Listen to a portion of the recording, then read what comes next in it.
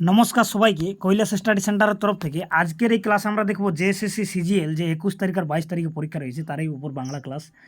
এর পূর্বে আমি সিজিএল এর সিলেবাস আপলোড করেছিলাম, টাইম একদমই নেই। আজকের দিনটা লাস্ট রয়েছে, কালকের দিনটা রয়েছে পরশু, মানে 21 তারিখে 21 তারিখে পরীক্ষা রয়েছে, তাছাড়া 22 তারিখে রয়েছে। যারা বাংলা রেখেছে তাদের জন্য এই ক্লাস স্পেশাল করে, ঠিক আছে। তো জেএসএসসি সিজিএলে যারা বাংলা এখন তো অনেকে কিছু পড়াশোনা করেছেন, আজকে আমি এই ক্লাসের মধ্যে অনেকগুলো প্রশ্নের আলোচনা করব। তাছাড়াও গতবারে যখন সিজিএল হয়েছিল, ঠিক আছে, সেইবারে কি বাংলাতে প্রশ্ন এসেছিল সেগুলো আমি দেখাবো, কিন্তু ক্লাসের শেষের সময়। আমরা প্রথমে আগে দেখিয়ে নেব যে কী ধরনের প্রশ্ন হতে পারে, কেমন টাইপ প্রশ্ন আসবে, ঠিক আছে, সেগুলো দেখব। তারপর আমরা শেষের সময় দেখব। এই ভিডিওটা আজকে অনেক লম্বা হবে, একটু নিজের ধৈর্য রাখবেন।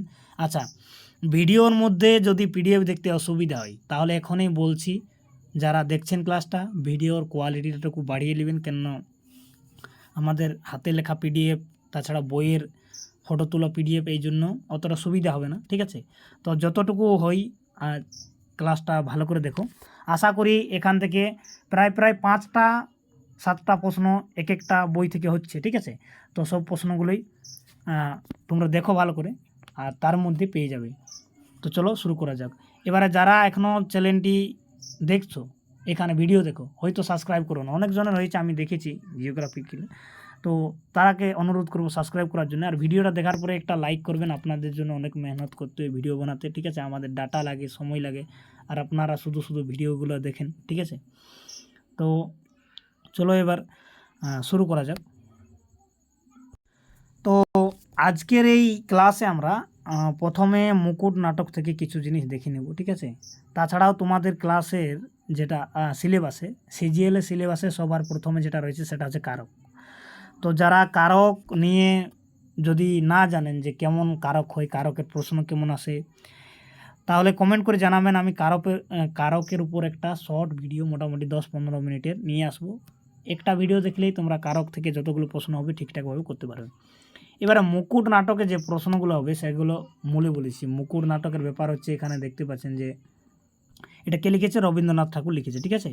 এবারে এটা প্রকাশ কবে হয়েছে, প্রকাশ হয়েছে এটা 1908 সালে বালক পত্রিকায় প্রকাশিত হয়েছে। এছাড়াও এই মুকুট নাটক থেকে এবারে কতগুলো প্রশ্ন এসেছে আমরা শেষের সময় দেখব, ঠিক আছে। গতবারে যে এসেছিল প্রশ্নগুলো, তার আগে আমরা দেখিনি যে মুকুট নাটক থেকে কত রকমের প্রশ্ন হতে পারে। তারা প্রকাশিত হচ্ছে বালক পত্রিকায়। আচ্ছা, নাটকে যে এই চরিত্রগুলো থাকে এগুলো কিন্তু খুবই ইম্পর্টেন্ট। যেমন পাত্রপাত্রীদের সাথে তোমাদের খুব ভালোভাবে পরিচয় থাকা দরকার। তো আমি মূল বই চলে যাচ্ছি, যে 1908-এ এটা প্রকাশিত হয়েছে। আর পাত্র এখানে দেখে নেন যে পত্রিকায় প্রকাশিত হয়েছিল, বালক পত্রিকা, ঠিক আছে। এবারে যে পাত্রপাত্রীগণের কথা ওখানে কলমও লেখা ছিল, এখানে মূল বই থেকে এই পিডিএফটা নেওয়া হয়েছে। তো অমরমাণিক্য ইনি হচ্ছে মহারাজ, ঠিক আছে। এবারে যে চন্দ্রমাণিক্য রয়েছে ইনি হচ্ছে যুবরাজ, নামগুলো মনে রাখবেন। এরপরে যে এই যুবরাজ যে রয়েছে চন্দ্রমাণিক্যর যে ভাই, ঠিক আছে, মধ্যম কুমার, ঠিক আছে। তো ইনি হচ্ছে ইন্দ্রকুমার, মানে রাজার দ্বিতীয় পুত্র। রাজার যে তৃতীয় পুত্র তার নাম হচ্ছে রাজধর, যে হচ্ছে কনিষ্ঠ, মানে ইনি হচ্ছে ছোট। তাহলে সব থেকে বড় হচ্ছে এই যুবরাজ চন্দ্রমাণিক্য, আর যে মধ্যম রয়েছে সে হচ্ছে ইন্দ্রকুমার। এই যে এইখানে আরেকটা নাম রয়েছে ধুরন্ধর, ইনি হচ্ছে এর মামা, ঠিক আছে, ও মামা তো ভাই। আর এখানে আরেকটা প্রশ্ন নিয়ে রয়েছে চরিত্র ইশাখা, যিনি হচ্ছে এই রাজ্যের সেনাপতি। এবারে আরাকান রাজ আছে, আরাকান রাজের সাথেই এই নাটকে যুদ্ধ হয়, ঠিক আছে। এগুলো হচ্ছে মূল। এবারে এখানে যে দৃশ্য বিভাজন রয়েছে এগুলো থেকে প্রশ্ন হতে পারে। যেমন প্রথম অঙ্ক রয়েছে, এই নাটকের মধ্যে 3টা অঙ্ক রয়েছে, প্রথম অঙ্ক, দ্বিতীয় অঙ্ক, তৃতীয় অঙ্কতে নাটক শেষ, ঠিক আছে। আর প্রশ্ন যেভাবে এসেছিল তার জন্য এগুলো জানা খুবই প্রয়োজন। আমি দেখাবো, যখন প্রশ্ন দেখাবো সেই সময় দেখলেই বুঝতে পারবে যে এইগুলো কেন বলছি। তো প্রথম দৃশ্যই যে রয়েছে, প্রথম দৃশ্যই তোমাদের এখানে গল্প রয়েছে কি, যে ত্রিপুরার সেনাপতি ইশাখার কক্ষ, ঠিক আছে। তাহলে যে মহারাজ তিনি কোথার, ত্রিপুরা রাজ্যের মহারাজ, ঠিক আছে, অমরমাণিক্য। আর এখানে ওই সেনাপতি ঈশা খাঁর শিবিরের কথা চলছে। এরপর যে দ্বিতীয় দৃশ্য রয়েছে, দ্বিতীয় দৃশ্যই ইন্দ্রকুমারের অস্ত্রশালার দ্বারে, মানে তার অস্ত্রশালার কথা রয়েছে। এগুলোর নাম জানা তোমাদের প্রয়োজন আছে। এবারে তৃতীয় যেটা রয়েছে, প্রথম অঙ্কের এই তৃতীয় দৃশ্য, সেখানে পরীক্ষা ভূমি, যেখানে তিনজন যে রাজকুমার রয়েছে এদের পরীক্ষা নেওয়া হয় যে কে ঠিকঠাকভাবে ধনুষ চালাতে জানে, লক্ষ্যভেদ করতে পারবে। এরপরে যে তাহলে প্রথম অঙ্কই তিনটা দৃশ্য রয়েছে। এবারে দ্বিতীয় অঙ্ক, এই দ্বিতীয় অঙ্কয় কটা দৃশ্য রয়েছে এটাও দেখে নাও। প্রথম দৃশ্য রাজধরের শিবির, ঠিক আছে। দ্বিতীয় দৃশ্য ঈশা খাঁর শিবির। তৃতীয় দৃশ্য আরাকানের শিবির। আরাকান মানে যেখানকে রাজকুমার যুদ্ধ করতে গিয়েছিল, ঠিক আছে। এরপরে চতুর্থ দৃশ্য রয়েছে, চতুর্থ দৃশ্য হচ্ছে রণক্ষেত্র। চতুর্থ দৃশ্যর পরে রয়েছে পঞ্চম দৃশ্য, ঠিক আছে। এখানে শিবির, কার শিবির? রাজধর আর ধুরন্ধর রয়েছে, তারা গল্প করছে, ঠিক আছে। এবারে ষষ্ঠ দৃশ্য রয়েছে মানে 6 নম্বর, রণক্ষেত্রই যুবরাজ ঈশা খাঁ আর যুবরাজ আর ঈশা খাঁয়ের গল্প আছে। এবারে তাহলে যেটা দ্বিতীয় অঙ্ক, এখানে মনে রাখার কথা আছে যে দ্বিতীয় অঙ্ক যেটা রয়েছে, দ্বিতীয় অঙ্কই কটা দৃশ্য রয়েছে? দ্বিতীয় অঙ্কই 6টা দৃশ্য রয়েছে, 6টা মনে রাখবেন। দ্বিতীয় অঙ্কই 6টা দৃশ্য রয়েছে, প্রথম অঙ্কই 3টা রয়েছে, ঠিক আছে। আর তৃতীয় অঙ্ক যেটা লাস্ট অঙ্ক এই নাটকের, তৃতীয় অঙ্কই রয়েছে প্রথম দৃশ্য যেটা রণক্ষেত্র। এরপরে এর দ্বিতীয় দৃশ্য রয়েছে রণক্ষেত্রের এই গল্প রয়েছে, ইন্দ্রকুমার আর সৈনিকদের গল্প রয়েছে। আর তৃতীয় দৃশ্য এইখান থেকে প্রশ্নটি হয়েছিল, আমি দেখাবো প্রশ্নটা একটু উপরে, ঠিক আছে। তো তৃতীয় দৃশ্য, তৃতীয় অঙ্কের তৃতীয় দৃশ্য থেকে প্রশ্ন হয়েছিল গতবারে, আর এটাই হচ্ছে লাস্ট। তাহলে মনে রাখবে যেটা আমরা এখনই বললাম প্রথম অঙ্ক, ঠিক আছে। প্রথম অঙ্কই 3টা দৃশ্য রয়েছে, দ্বিতীয় অঙ্কই কটা দৃশ্য রয়েছে? দ্বিতীয় অঙ্কই রয়েছে 6টা দৃশ্য রয়েছে, আর যেটা আমরা তৃতীয় অঙ্ক বলছি সেখানে 3টা দৃশ্য রয়েছে। তাহলে মোট 12টা দৃশ্য রয়েছে মুকুট নাটকে। চরিত্রগুলো মনে আছে, প্রকাশকাল মনে আছে। এবার আমরা প্রশ্নগুলো দেখব, ঠিক আছে। তো প্রশ্ন কীরকম হতে পারে? যেমন মুকুট নাটকটি কে লিখেছে এটা আপনারা সবাই জানেন, ঠিক আছে, রবীন্দ্রনাথ হবে। তাছাড়াও যে পরবর্তী যে প্রশ্ন আছে, ঠিক আছে, পরবর্তী প্রশ্ন হচ্ছে যে মুকুট গল্পটি প্রকাশিত হয় এখানে বঙ্গাব্দে করা আছে। তো বঙ্গাব্দে যদি চেঞ্জ করতে হয় তাহলে কি করবে? এটা নিয়েও সমস্যা আছে। তো আমি বললাম কি 1908 ইংরাজিতে মানে খ্রিস্টাব্দে প্রকাশিত হয়েছে। তাহলে এটাকে বঙ্গাব্দে করতে গেলে কি করতে হবে? এখানে সরাসরি তোমরা কিছু করার প্রয়োজন নেই। যারা এটা মনে রেখেছো তারা 593 কত 593 এটা থেকে মাইনাস করে দেন, আর আপনাদের উত্তর চলে আসবে, মানে আসিয়ে যাবে। তাহলে এখানে কি হবে? এটা হবে ওই যে গ নম্বরটা হবে মনে হয়, ঠিক আছে। এখানে 2 হবে, 5 হবে, আর না অপশনগুলোতে মনে হয় ভুলভাল রয়েছে।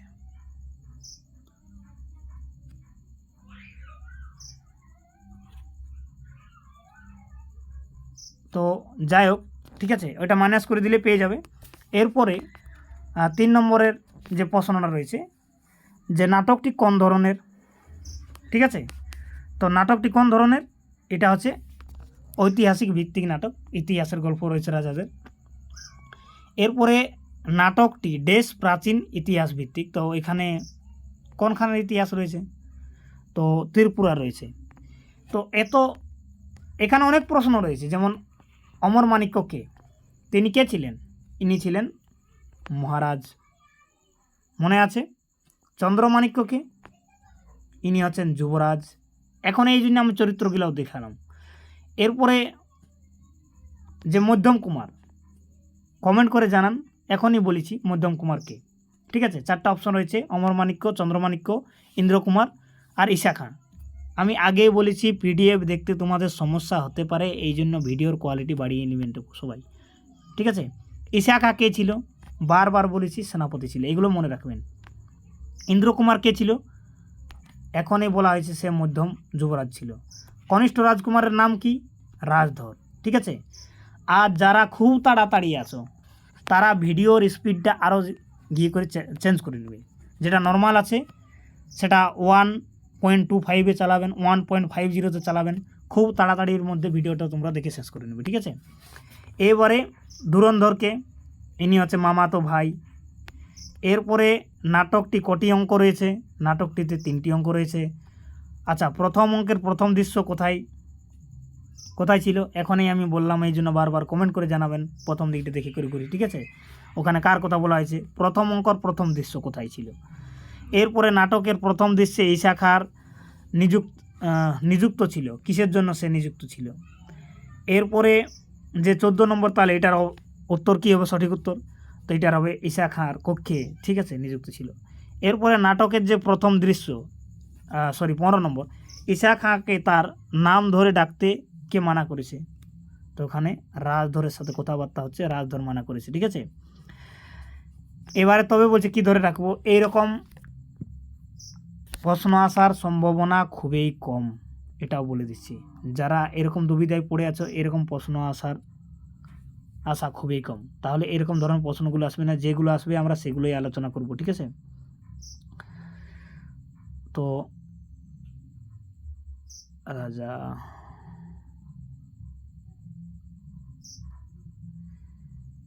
এই যে ড্যাশ পূরণ রয়েছে, ঠিক আছে, এগুলো প্রশ্ন নেওয়া হয়েছে, কিন্তু এরকম ধরনের প্রশ্ন পরীক্ষাতে আসবে না।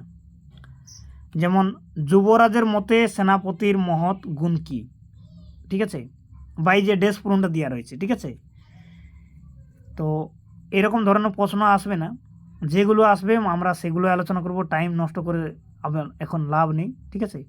অনেক প্রশ্ন রয়েছে। শেষের দিকে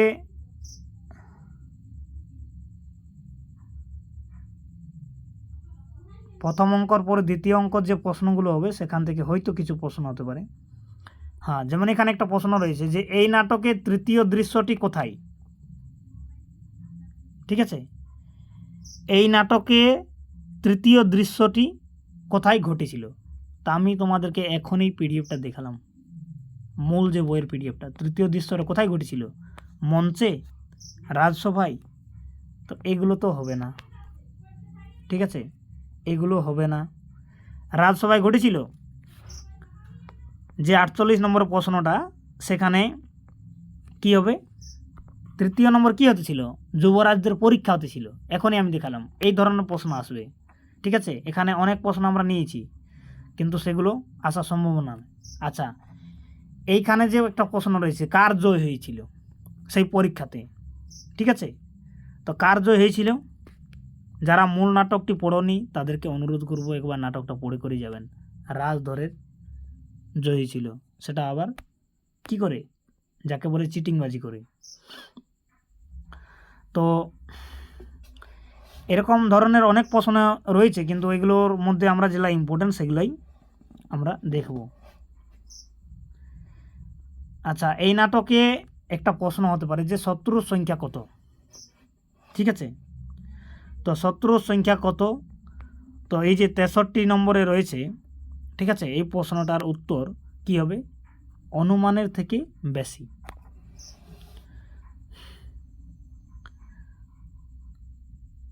আচ্ছা, এখানে আর একটা প্রশ্ন যেমন নেওয়া আছে যে দ্বিতীয় অঙ্কের চতুর্থ দৃশ্যর পটভূমি কোথায়? দ্বিতীয় অঙ্কের চতুর্থ দৃশ্য, এখনই আমি বললাম যে দ্বিতীয় অঙ্কতে 6টা দৃশ্য রয়েছে। এবারে চতুর্থ দৃশ্যর পটভূমি কোনখানে? তো ওখানে চতুর্থ দৃশ্য কি আছে? রণক্ষেত্র, আরাকানের শিবির, না যুদ্ধক্ষেত্র থেকে দূরে, তো নাকি রাজগৃহ? তো 69 নম্বর মানে 69 নম্বরে যে প্রশ্নটা রয়েছে, তো এখানে এর সঠিক উত্তর কী হবে? রাজগৃহ। ঠিক আছে। এরপরে আজকের ক্লাসের এরকমভাবে অনেক প্রশ্ন রয়েছে। শেষের সময় একটা প্রশ্ন হতে পারে যে কার মৃত্যু হয়েছিল? ঠিক আছে, কার মৃত্যু হয়েছিল? আচ্ছা, আর একটা প্রশ্ন হতে পারে যেমন ঈশা খাঁকে কবর কে দিয়েছিল? যুদ্ধই যখন শেষের সময় মারা যায় তখন তাকে কবর কে দিয়েছিল? কবর দিয়েছিল যুবরাজ। কেন? রাজধর ওখান থেকে নিজের ইচ্ছায় পালিয়ে রয়েছিল, ইন্দ্রকুমারের সাথে যুবরাজের বাদ বিবাদ হয়েছিল, সে ছেড়ে চলে গেছিল, সৈন্যরা ওখানে ছিল কিন্তু তারা দেয়নি। তাহলে কি হবে? 91 নম্বরের প্রশ্নের উত্তর হবে যে যুবরাজ দিয়েছিল তাকে কবর। আচ্ছা, যুবরাজকে পাওয়া যায়? হ্যাঁ, পাওয়া গেছিল। কোথায়? কর্ণফুলী তীরের অর্জুন গাছের তলায়। ঠিক আছে, ওইখানে একটা নদী রয়েছিল। আচ্ছা, যুবরাজকে যখন পাওয়া যায় তখন তিনি কি ছিল? জীবিত ছিল। আর শেষে কি হয়? তৃতীয় অঙ্কে 3টা দৃশ্য রয়েছে। ঠিক আছে, তাহলে তৃতীয় অঙ্কের তৃতীয় দৃশ্যের অবতারণা, এটা এসেছিল পরীক্ষায় কর্ণফুলীর তীরে। এটা আমি বলছিলাম, দেখাবো প্রশ্নটা, ও প্রশ্নটা। তো এরপরে কি হয়? শেষে কি হয়? যুবরাজ মুকুট দিতে বলে। কাকে দিতে বলে? যুবরাজ এই মুকুট কাকে দিতে বলে? তো যে মুকুট নিয়ে ঝগড়া চলছিল, ইন্দ্রকুমারকে দিতে বলে। আচ্ছা, ইন্দ্রকুমার মুকুট পরিয়ে দেয়। ইন্দ্রকুমার কাকে মুকুট পরিয়ে দেয়? যখন যুবরাজের মৃত্যুর অবস্থা, সেই সময় যুবরাজকে এই মুকুট পরিয়ে দেওয়া হয়। আমার সময় নেই, তো কার সময় নেই? যুবরাজের সময় নেই এখানে, তিনি সেই সময় মারা যাওয়ার অবস্থায়। শেষ কি হয়?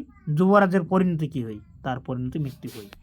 তো এটা ছিল মোটামুটি মুকুট নাটক থেকে অনেক প্রশ্ন। আমরা 100টা প্রশ্ন এখান থেকে দিয়ে আছে, ঠিক আছে, বইতে, কিন্তু এত প্রশ্ন হবে না। প্রায় গতবারে 5-7টা রকম প্রশ্ন হয়েছিল। চলো দেখাচ্ছি সেগুলো এখানে। ঠিক আছে, যে প্রশ্নগুলো হয়েছিল সেগুলো দেখাচ্ছি এখানে।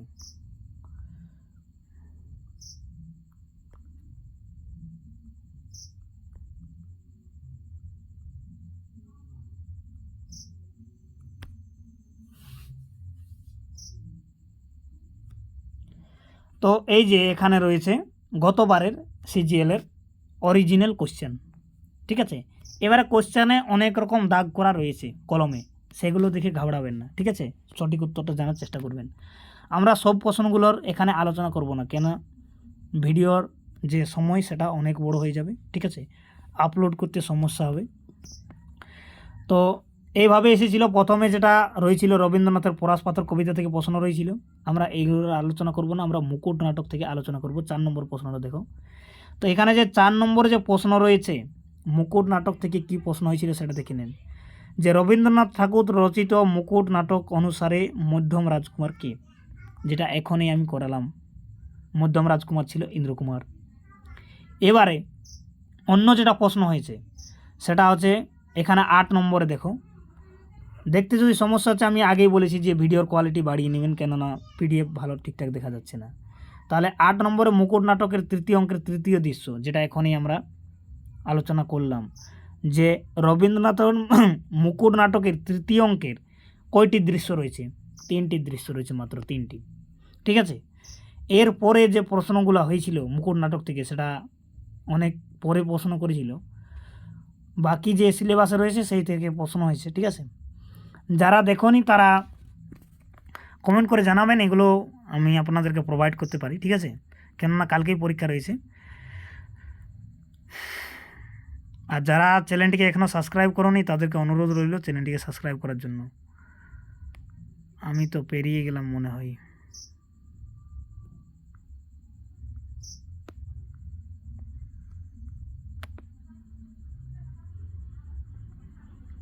তো এখান থেকে 2টা প্রশ্ন দেখলেন, আর পরে প্রশ্ন হয়েছিল এখানে, এই যে এই 54 নম্বরে যে রয়েছে প্রশ্নটা। ঠিক আছে, 54 নম্বর প্রশ্ন রয়েছে। কি প্রশ্ন? যে মুকুট নাটকে শেষ পর্যন্ত কে মুকুট লাভ করেন? কে করেছিল? চন্দ্রমাণিক্য, রাজকুমার। ঠিক আছে, এরপরে কিন্তু এখানে প্রশ্ন রয়েছে, যেমন রাজকুমার নিজে ইন্দ্রমাণিক্যকে দিতে বলে, কিন্তু ইন্দ্রমাণিক্য কী করে মুকুটকে চন্দ্রমাণিক্যকে দিয়ে দেয়। কিন্তু মুকুটটা জিতিয়ে এনেছিল কে? বিভিন্ন রকম ছল করে রাজধর জিতিয়ে এনেছিল। এরপর আরেকটা এখানেই প্রশ্ন রয়েছে, যে রবীন্দ্রনাথ ঠাকুর রচিত যেটা মুকুট নাটক, সেটা কবে প্রকাশিত হয়? 1908 সালে।